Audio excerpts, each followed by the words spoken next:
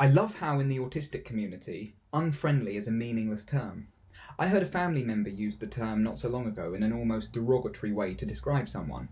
I found this fascinating, how the word's essence varies across different neurocultures. In the NT world, unfriendliness is something of a taboo, an indication that a person exhibiting such a characteristic should either be avoided or encouraged to lighten up, join in, cheer up, or go against their nature in some way to conform to groupthink.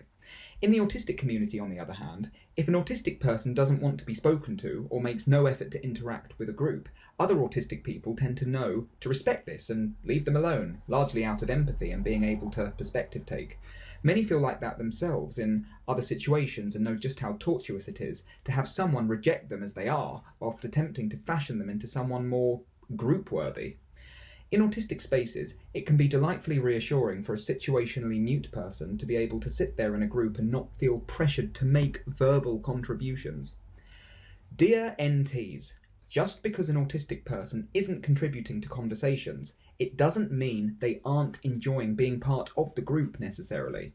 Sitting there quietly on the periphery can be a pleasant experience for those who see themselves as more observers than participants.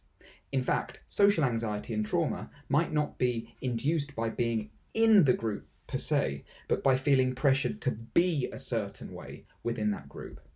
To be a quiet person in the autistic community is perfectly acceptable and understood.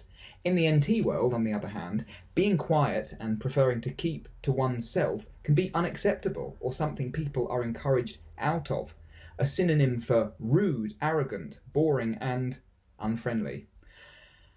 I really wish NTs would acquire some theory of mind sometimes.